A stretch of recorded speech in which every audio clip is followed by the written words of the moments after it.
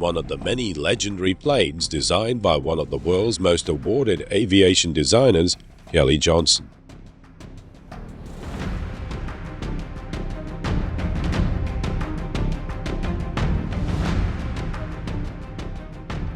From Kelly's initial concepts in 1952 through the painstaking development, then wonder what could have been after the last 104 was produced in 1983, production run that lasted over 30 years.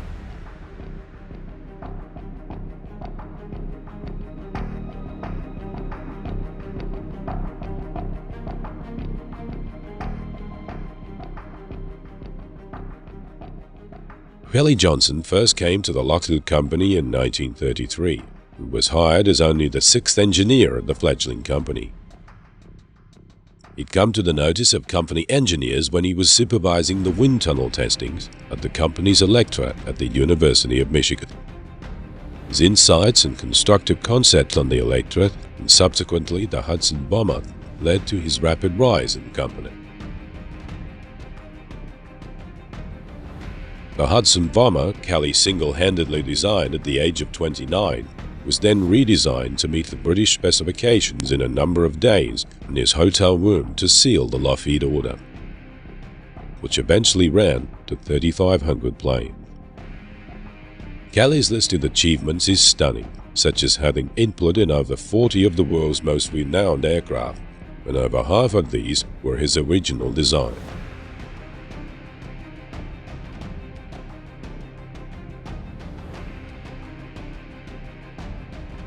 His innovative and intuitive work brought great reward for the company. One outstanding example of his unconventional design concepts is the P-38 Lockheed Lightning. America's first 400-mile-per-hour fighter, the design was totally unique for the time.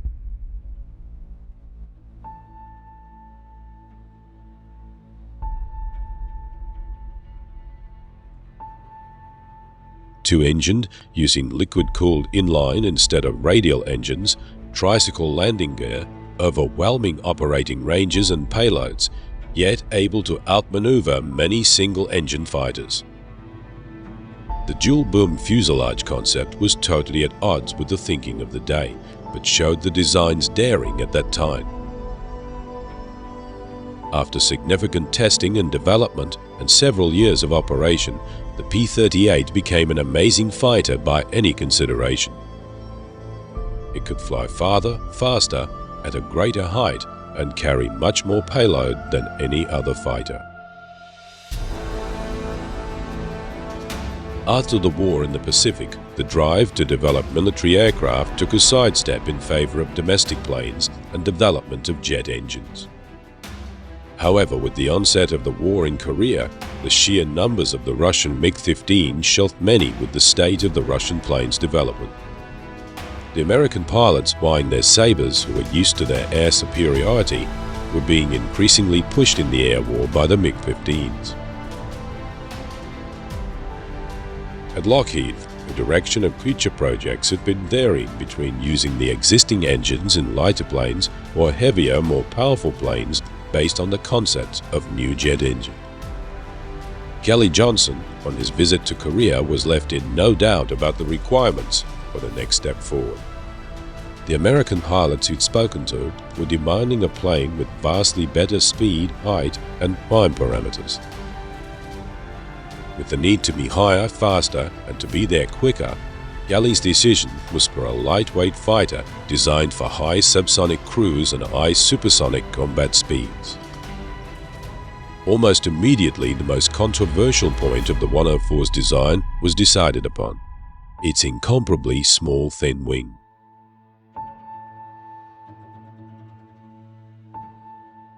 This flew in the face of the design thinking of the time, which was the largest swept wings on all transonic planes. Soon, many wing designs of this concept were being wind tunnel tested. Then, more unconventionally tested, bolted onto Army 5-inch rockets. These proved to be a very valuable tool for the testing of not only the design's limitations of shape and construction, but also the stresses speed and acceleration would cause at lower altitude.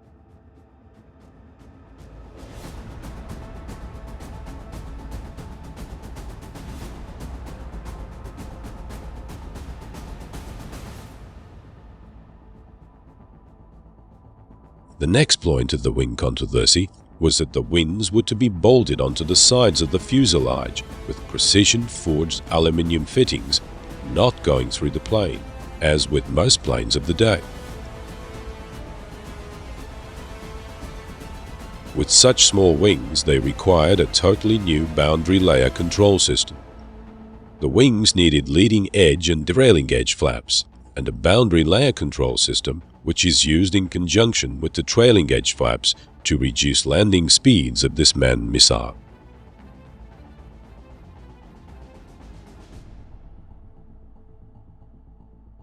The first step in the manufacture was the building of the model fuselages in full scale and the creation of the jigs to cradle the entire plane. As the Air Force had not asked for submissions for the 104, if it were not for the credibility of Lockheed and Kelly Johnson and the lessons being learnt in Korea, the 104 may never have gone into production. As it was, they were impressed and perceived a need enough to order prototype testing on an experimental contract. In March 1953, the contract was issued and Lockheed went straight into production of the first two prototypes. The first flight took place only 12 months after the signature of the contract. The achievements in that 12 months are stunning. Its concept had only been developed in late 1952. It wasn't some idea that had been sitting on the file for an extended period. This was on the cutting edge of technology for the time.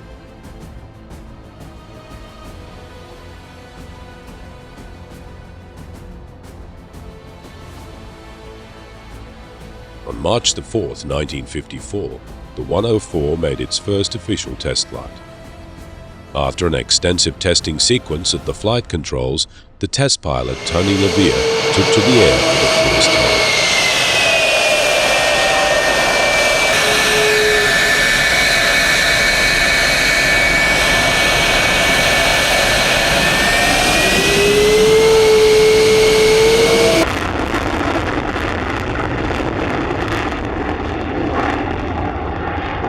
Although the engine used in the test aircraft couldn't push the plane past Mach 2, Lockheed's design and concepts of the lightweight interceptor were decisively proven.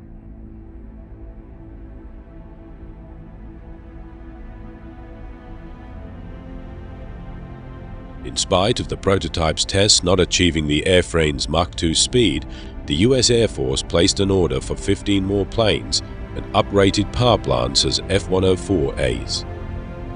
In April of 1955, one of these broke the Mach 2 barrier. With the long development period and the plane's extreme performance being very unforgiving on an unwary pilot, a test flight sequence of over 8,000 flights using 52 aircraft still left a guarded attitude with the Air Force, and Lockheed were left with the inference that the plane was still on trial.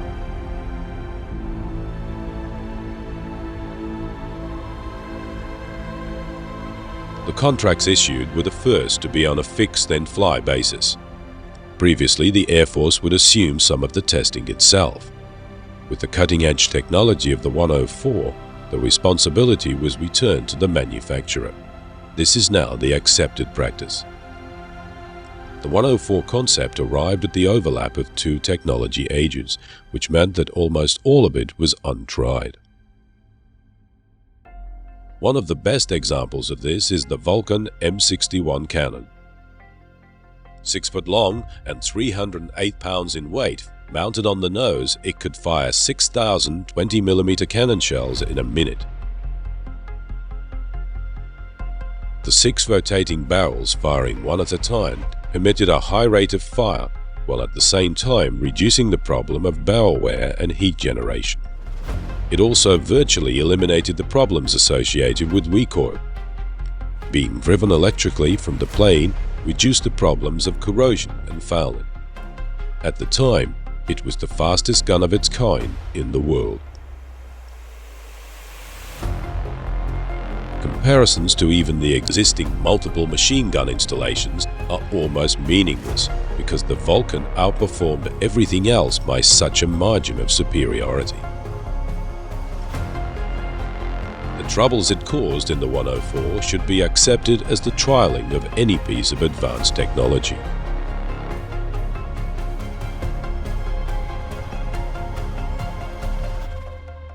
At first testing of the gun, the pilot, Tony Lavia, after a perfect initial test, proceeded to the second pass. When firing the gun, the plane lost all engine power. He was then forced to glide back to land, soon committing himself to passing below the level which was safe to use the ejection seat.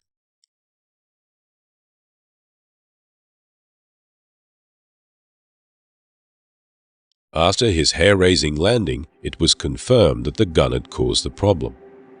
One of the shells had ejected backwards through the base plate and into the plane.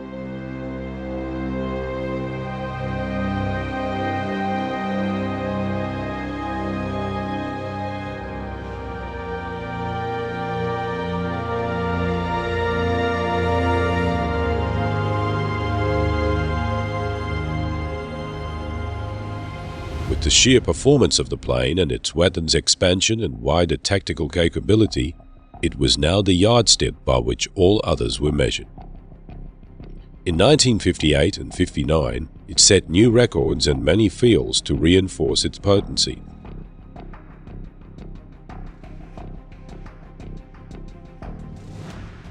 Even when the new F-4 Phantom II broke some of its records, the 104 went out and reset them again outside the F-4's capabilities.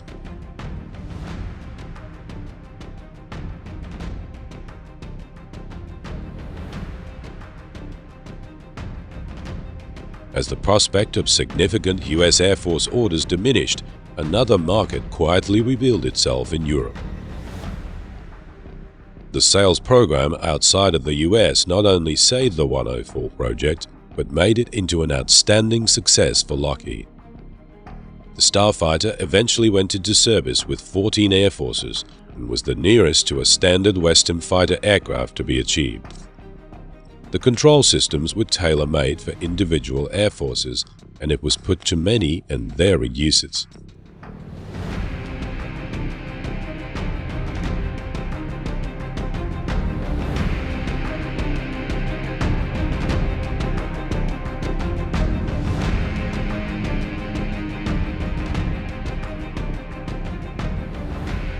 One design that saved the 104 was the two-seat variant. US fighters usually included a two-seat version for reconnaissance or training. The Starfighter was no exception.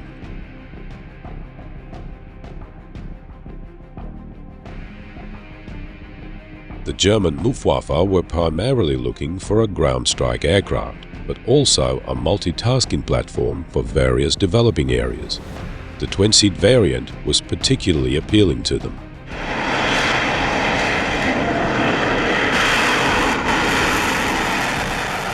Many more abilities which had been deliberately omitted from the original design were now being considered. As the NATO alliance was seeking to standardize their air forces, the German order was seen as opening this market to Lockheed.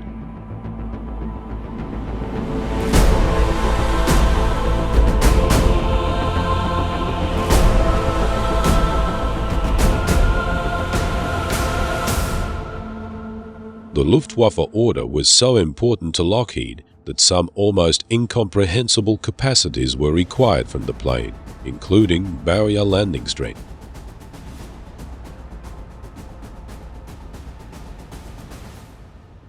The Starfighter itself held no problems in coping with enforced rapid deceleration, but the challenge to the pilots was another thing entirely.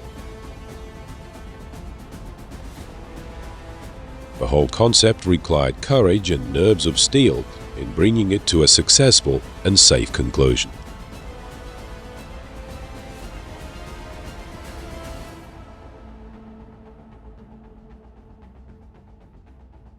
One other more definable addition to the package was the facility of in-flight refueling, by today's standard a mundane requirement of almost all fighter aircraft.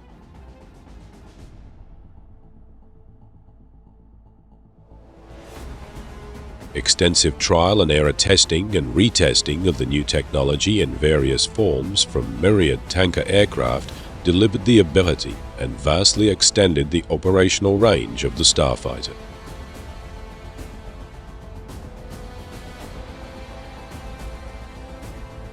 Lockheed's production offset sales strategy would see Starfighters manufactured by groups of different European aviation factories. This was the clinching factor in the sales campaign, as it would provide a much-needed boost to the ailing European aviation industry in general. The competition for the contract was very serious, and some of the other competitors were very good aircraft. But by the time it was over, the 104 proved itself to be the outstanding aircraft in the competition. The plane performed effortlessly in the fly-offs, and its edge on the other competitors was so obvious that it was almost no contest at all. By this time, the Starfighter had developed a reputation of demanding the best from its pilots and being very unforgiving if mishandled. But it also had a reputation as being the hottest thing in the air.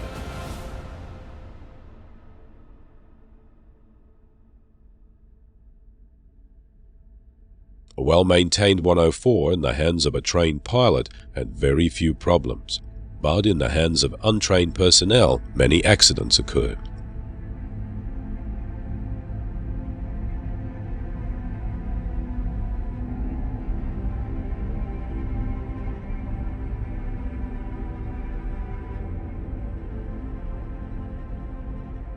In spite of the common knowledge that the German Luftwaffe had a particularly troubling time with their 104s, losing over 200 planes in accidents, little if any blame can be attached to the aircraft itself. No other customer had any experiences even remotely similar to the German problems. The customer air forces developed many different roles for the 104. In fact, some aspects of the plane were still under development when the last ones rolled out in 1983.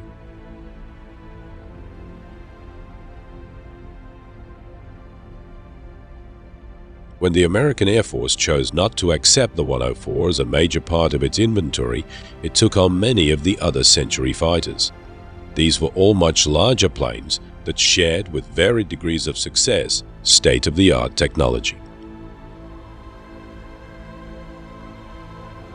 The 100 Super Saver, the 101 Voodoo, the 106 Delta Dagger Delta Dart were all part of the series and all disappeared into the annals of history very quickly, even with some limited service in the air over Vietnam.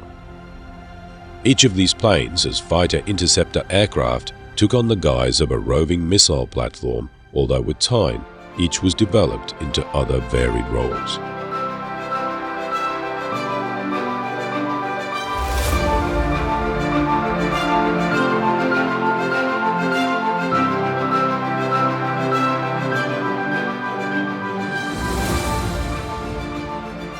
The Russian Air Force had also learned many lessons in Korea. Their outstanding MiG-15s had now developed along very different lines to the Americans and had become the MiG-17. MiG-17 was built to be a short-range interception fighter with very high performance, rate of climb and turn. The MiG-17s were in reality an updated MiG-15 with more swept wings and better handling.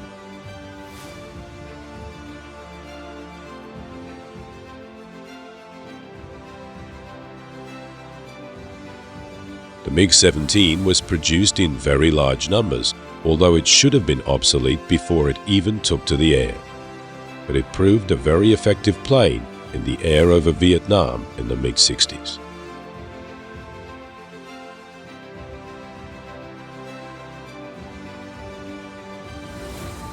It's doubtful if any of the planes in this era could have coped against the 104. Even today's more modern planes would have some problems with the performance of the 104.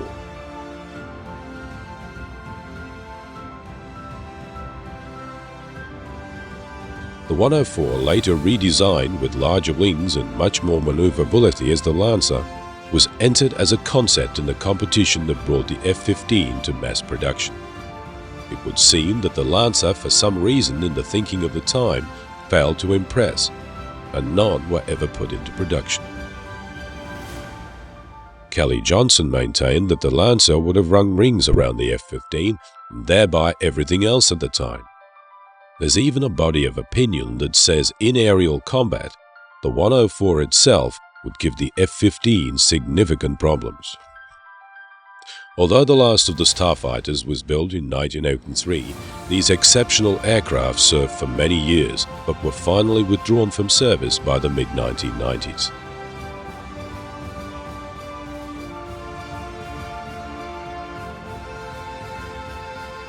The only variant still surviving is the F-104S, built under license by Alenia in Italy, for use in Italy and Turkey. Despite the age of the F-104, the S model has proven to be cost-effective, reliable, and popular among pilots, giving the F-104 a new lease of life into the new century.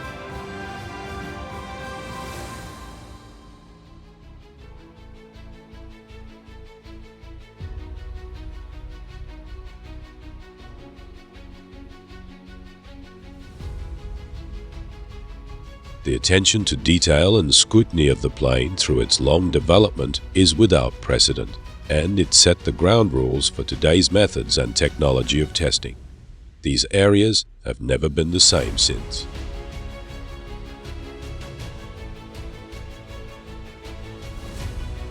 Despite never being free of controversy, it has more than validated the decisions of its designers and carved its name forever in the pages of the aeronautic history.